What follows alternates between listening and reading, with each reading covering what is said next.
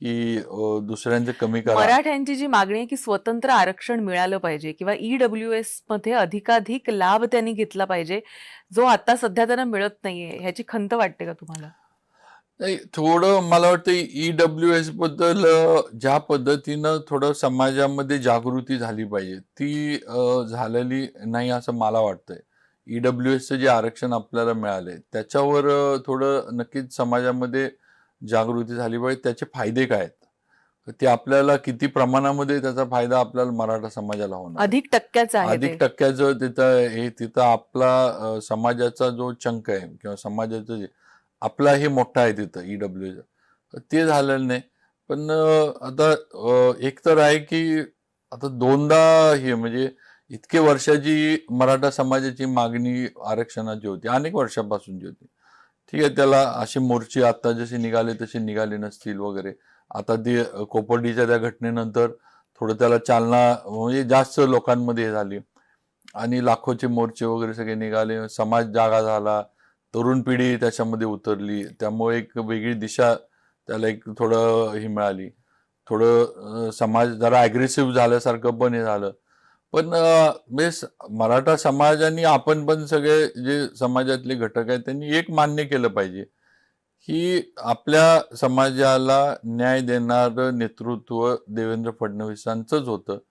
त्यांनी दोनदा आपल्याला आरक्षण दिलं, एकदा नाही दोनदा आरक्षण दिलं. मागच्या वेळेला पण मुख्यमंत्री असताना त्यांनी दिलं, ते कोर्टात त्यावेळेला पण टिकलं होतं 16% आणि आता पण आरक्षण. त्यांनी दिलं. म्हणजे हे हैदराबाद गॅझेटचा जो खरंय, मधला निर्णय खरंय. झाला तो पण त्यांनी मराठा समाजासाठी लागू करून दिला. ही वस्तुस्थिती आहे. म्हणून समाज म्हणून ज्यांनी केला तर त्यांच्या ते ब्राह्मण असल्यामुळे त्यांच्यावर टीका होती, राजकीय लोक त्यांच्यावर बोलतात, लोकांमध्ये गैरसमज किंवा संभ्रम निर्माण करण्याचा प्रयत्न करतात. पण वस्तुस्थिती ती नाही. आज त्यांनी दिलं ही मान्य समाज करावं लागेल. आपण समाज म्हणून पण मान्य केलं पाहिजे.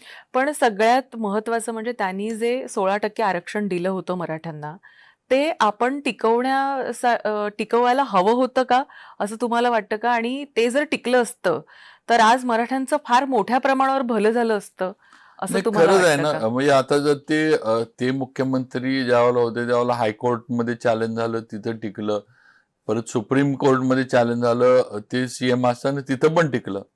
ते सीएम पदावरनं पाय उतार झाल्यानंतर आणि काय मला वाटतं आघाडीचं सरकार होतं त्या काळात हे आरक्षण रद्द झालं. म्हणजे थोडक्यात टिकवणं गरजेचं होतं, ते टिकवलं गेलं नाही हे तर तिकडे मराठा समाज मागे पडला. ते जर टिकलं असतं तर कदाचित मराठा समाजाला सर्वाधिक लाभ झाला असता, जो हो देवेंद्र असू फडणवीसांनी 16% आरक्षण देऊन 100% केला झाला, होता. 100% ते खरं आहे.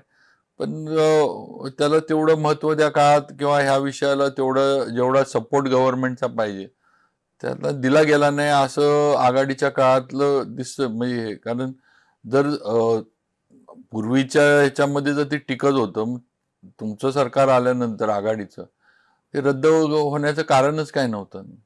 त्यामुळे नक्कीच तिकडे लक्ष दिलं गेलं नाही किंवा तेवढं त्याला जी ग्रॅव्हिटी किंवा जेवढा सपोर्ट पाहिजे होता स्टेट गव्हर्नमेंटचा तेवढा नक्कीच दिला